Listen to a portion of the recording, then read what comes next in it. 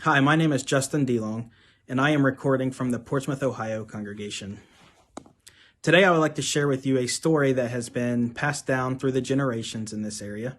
It is a story of a man named T.J. Beatty, who was from the Limerick, Ohio congregation, and he was a 70 in the church. The Limerick, Ohio congregation was organized in 1880, and it is said that Elder Beatty would get on his horse and buggy and drive into surrounding communities to host a series of preaching meetings.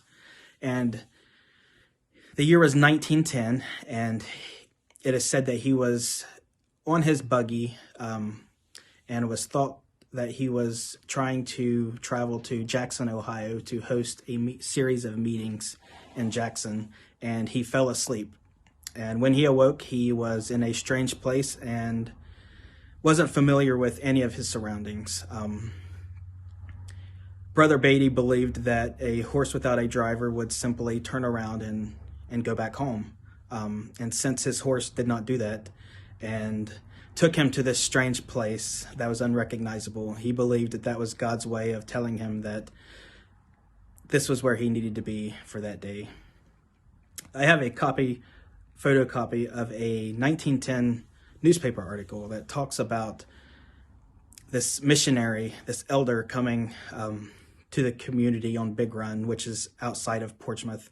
And he was there hosting meetings, and he was met with a mob of people who were throwing rocks and eggs, and the community believed that he was associated with the Mormon church, and they didn't want to hear that message. And the newspaper article was really calling people to be civilized, and it was assuring people that Elder Beatty stated that he had no connections to the Mormon church, and that this 65-year-old man riding into town on his horse and wagon shouldn't be met with men throwing rocks and eggs and being violent towards him, and that we should be respectful.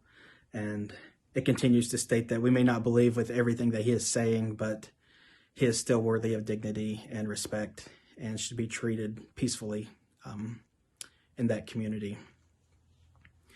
It was this moment that the Crabtree family welcomed Brother Beatty into their home and into a series of meetings that really began to take hold and cause a lot of growth in the church in this area. There are now 5 congregations in Scioto County, which is the county that we are in. And it was the Crabtree family that created that space for Brother Beatty to come and to share the good news with the Duck Run community, which is now the Pleasant Valley, Ohio congregation. I look at that story and I find inspiration, and I find hope, and I find faith.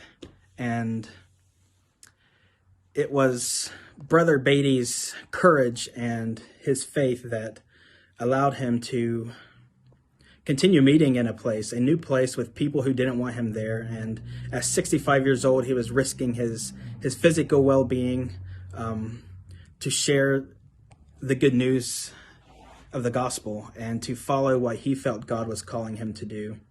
And I look at that and I see a man that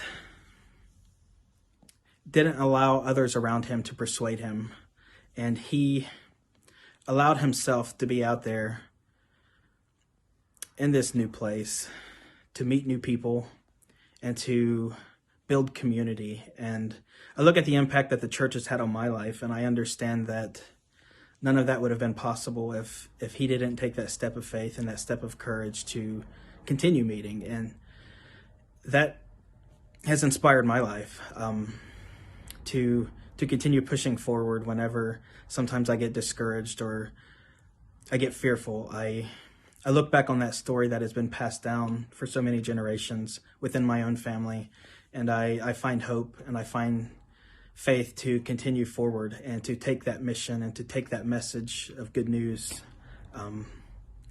as I move forward, knowing that that same spirit is guiding me as well. Thank you.